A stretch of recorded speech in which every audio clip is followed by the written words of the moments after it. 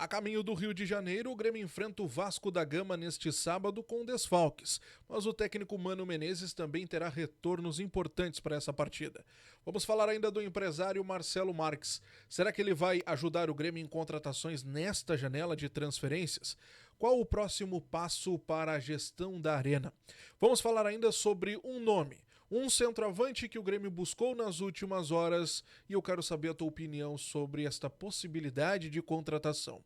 Te inscreve, deixa teu like, ativa o sininho de notificações e vamos falar das últimas de Grêmio.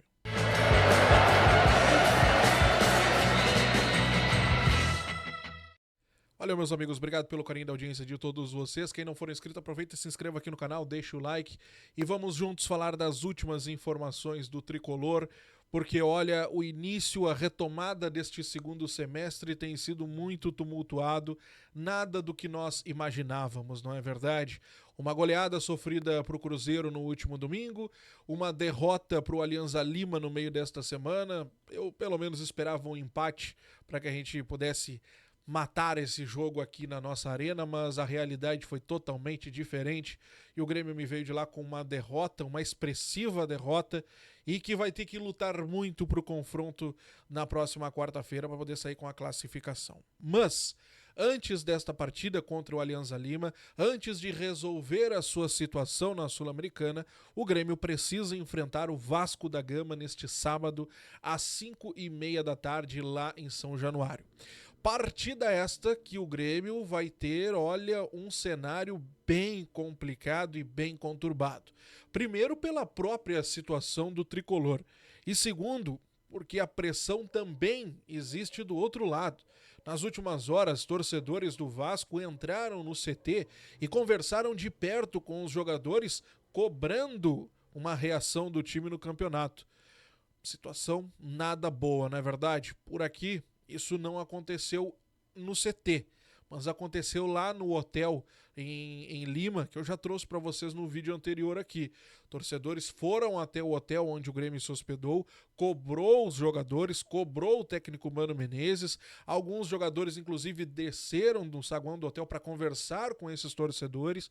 Quer dizer, as duas equipes chegam totalmente pressionadas para esse confronto. Uma partida bem complicada. Para o jogo deste sábado, a lista de relacionados foi divulgada agora à tarde. Eu vou colocar na tua tela a lista de relacionados para o confronto de amanhã. Tem os goleiros Gabriel Grando, Thiago Beltrame e o Thiago Volpe. Os defensores Gustavo Martins, Igor Serrote, Gemerson Kahneman, Luan Cândido, Marlon e Wagner Leonardo. Os meio-campistas Alex Santana, Camilo, Cristaldo, Dodi, Edenilson, Riquelme, Ronald e Vijaçante. E os atacantes Alisson, André Henrique, Aravena, Bright White, Kiki Oliveira, né, o Christian Oliveira e o Pavon.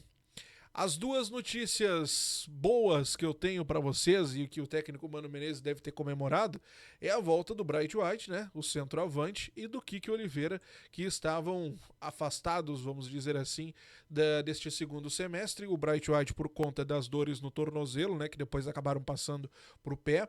O Kiki Oliveira, ele teve um acidente doméstico, acabou virando ali uma água quente nos pés e acabou se queimando e tudo, né? Tava treinando inclusive separado, mas felizmente já está recuperado e vai pro jogo de amanhã.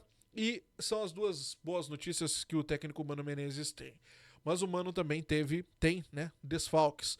O Monsalve teve confirmado nas últimas horas uma luxação no ombro direito. Vocês lembram, né, durante a partida ali na disputa de bola com o zagueiro, o Zambrano, ele acabou caindo de mau jeito no gramado, ficou um tempo ali com dores, depois levantou, foi em direção à comissão técnica.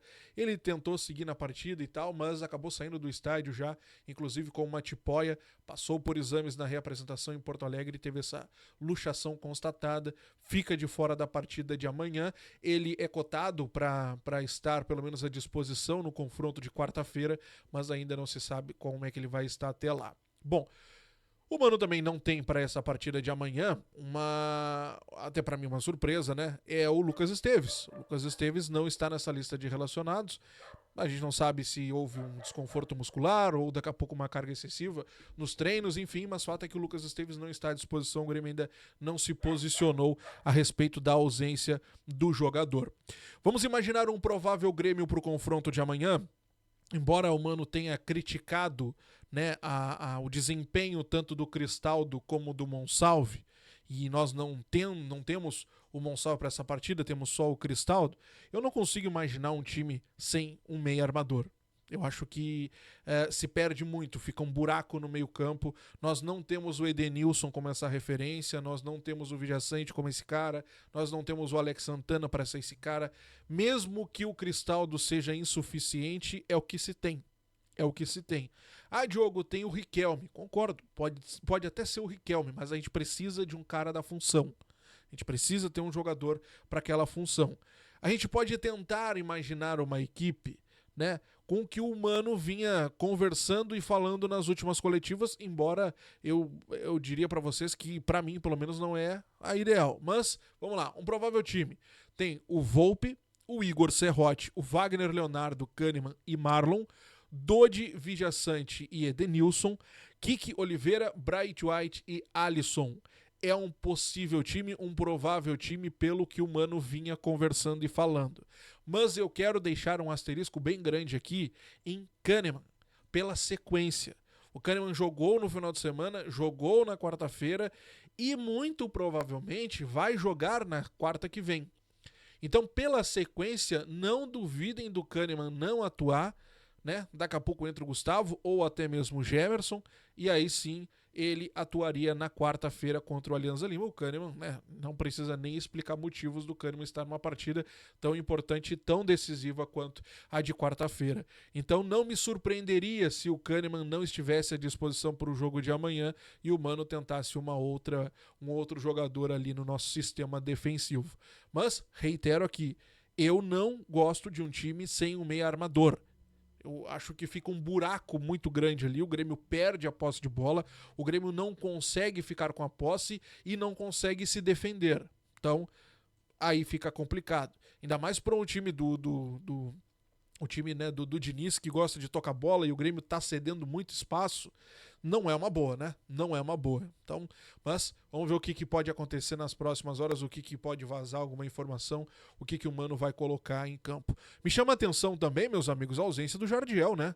Convenhamos, o Jardiel poderia estar nessa lista. Ah, Diogo, mas tem o jogo, o Grenal do Sub-20, o Jardiel vai estar lá. Ah, pelo amor de Deus, né? Que se dane o Sub-20. O Grêmio tem que focar no Campeonato Brasileiro. Afinal de contas, tá mal na Sul-Americana, mas no Campeonato Brasileiro também não dá pra descuidar. É estalar de dedos e a gente volta pra zona de rebaixamento. Tem que fazer aquela gordurinha e se manter livre. Vamos parar com isso, né? E o Jardiel fora. Não dá, né? Não dá. O Gurique entrou bem, jogou bem, não ganhou oportunidade. Riquelme entrou bem, jogou bem, não ganhou mais oportunidade. Porra, pera aí um pouquinho. Enquanto isso, a gente tem que assistir o Pavon jogar, tem que assistir sei lá quem mais, o Aravena jogar, tem que assistir tantos outros jogando. O Gemerson ganhou sequências e sequências, o Edenilson ganhando sequências e sequências, enquanto o guri da base, que jogou bem, não ganhou mais oportunidades. Aí não dá, né? Aí não dá. Tem coisa que não tem como a gente defender. Vem pra cá porque eu quero conversar com você sobre outro assunto importante e que muitos torcedores questionam isso, me questionaram isso nas últimas horas e eu acho importante a gente conversar sobre isso aqui. É sobre a possibilidade do empresário Marcelo Marques voltar a investir no Grêmio mesmo antes, né, da confirmação ou das eleições confirmarem a sua gestão, né, a partir de 2026. Bom, depois que ele anunciou a compra da gestão da Arena, o primeiro passo agora, o foco dele pelo menos, é acertar a operação do estádio. Porque ele quer entregar a Arena dando lucros para o Grêmio. E hoje a ideia é fazer com que a Arena não chegue nem perto do prejuízo. E sim ajude o Grêmio a mudar de patamar, a se levantar e não seja mais um problema para o Grêmio ter que administrar e ter que colocar mais dinheiro gerando prejuízo ali. O grande ponto dessa história toda: está sendo feito investimentos no gramado, está sendo feito investimentos para poder reformar algumas situações que ainda demandam atenção.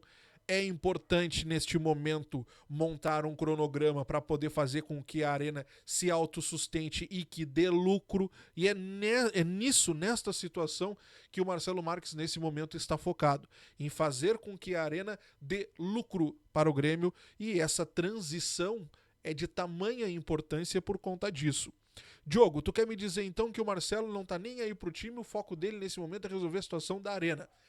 Não, eu não posso dizer isso. Eu não posso dizer isso até porque seria até injusto da minha parte e grosseiro da minha parte falar algo desse tipo. Mas não há nenhuma conversa neste momento do Marcelo investir no Grêmio. Nessa situação de time, tá? Pelo amor de Deus, não entendam mal. Pelo menos no time, neste momento, ainda não há nenhuma conversa. É descartado daqui a pouco a direção achar um jogador, uma oportunidade? Vamos pensar longe aqui, mas é só pensamento, tá? Pelo amor de Deus, não peguem como uma informação. Vamos imaginar aqui. Apareceu uma oportunidade pro Grêmio trazer o Arthur. Aí sim, aí a direção chega, ó, Marcelo, Arthur assim, assim, assado, assim, assim, assado. Pra nós interessa. Tem como ajudar? Aí, claro, o Marcelo vai, né? Tendo ele se confirmando o próximo presidente... Aí pode ser que ele ajude, pode ser que ele se interesse e tudo mais, e aí acontece uma negociação aí, um rolo legal aí. Mas por enquanto não há nenhuma conversa sobre investimentos. Até o presidente Alberto Guerra deixou isso em aberto na última coletiva, né, na terça-feira ali, quando foi anunciado, né, oficialmente a compra da Arena na coletiva, aquela história toda, mas não houve conversa nenhuma depois disso. O foco neste momento é ajustar a operação da Arena para que a Arena dê lucro e não mais despesa e não seja mais problema para o Grêmio. Tá bem, gurizada? Bom, mas se tiver uma mudança aí, eu trago para vocês. Nesse momento é isso. Mas daqui a pouco o Marcelo olha pro time do Grêmio, vê a situação complicada. Não, pelo amor de Deus, eu não vou assumir um time na Série B, vou colocar grana aqui. Se isso acontecer, é claro que a gente vai conversando por aqui. Gente, eu quero terminar, eu quero avançar com vocês para falar sobre justamente contratação, né? O Grêmio procura um centroavante depois da saída do Arezzo, né? O Grêmio emprestou o Arezzo lá pro Peñarol e o Grêmio procura um centroavante a pedido do técnico Mano Menezes e agora também por necessidade, já que o André Henrique não é o cara ideal, né? Não tem toda essa confiança aí para ser o reserva. Nas últimas horas, um velho conhecido do Tricolor voltou à pauta. Sim, um velho conhecido. Carlos Vinícius. 1,90m, 30 anos, canhoto, centroavante. Vocês vão me dizer assim, Diogo, pelo amor de Deus, velho conhecido? Sim, velho conhecido. Carlos Vinícius, vira e mexe, estava no radar do Grêmio quando o Renato estava por aqui. Vocês não lembram? Ele era jogador do Fulham ainda. O Renato queria porque queria o Carlos Vinícius, depois queria porque queria o outro jogador que eu me esqueci, que era o centroavante do Fulham também. Me esqueci o nome do rapaz, mas enfim. E o Carlos Vinícius era o reserva dele. E o Renato queria porque queria o Carlos Vinícius. Na época o Grêmio não conseguiu a contratação, não avançou. E dessa vez o Carlos Vinícius está livre no mercado. Ele está livre. E ele gostaria de voltar a atuar aqui no Brasil, está disposto até a baixar o salário, tá? E o Grêmio foi ouvir o que ele está pedindo de salário, foi, né, ver se dava um chamego legal ali. Mas, a princípio, nas conversas ali acabou não avançando, os valores não agradaram o Grêmio e o Grêmio não avançou pela contratação do Carlos Vinícius, que inclusive tem, né, contratações com o Corinthians, mas como o Corinthians também não tem o foco principal na contratação de um centroavante, acabou ficando de stand-by, ficou, né, sem prioridade.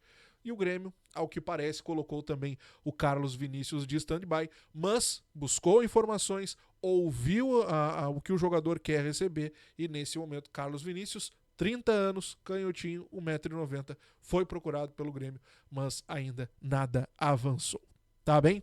Te inscreve, deixa o like, ativa o sininho de notificações. Quero saber de ti, aí, Carlos Vinícius seria uma boa contratação? Conhece o jogador? O que tu acha dele? Comenta aqui embaixo. Marcelo Marques deveria investir no time? Ou tu acha que dá pra levar pelo menos até o final do ano? Quero saber a tua opinião. Comenta por aqui. Um grande abraço, até a próxima. Tchau, gurizada.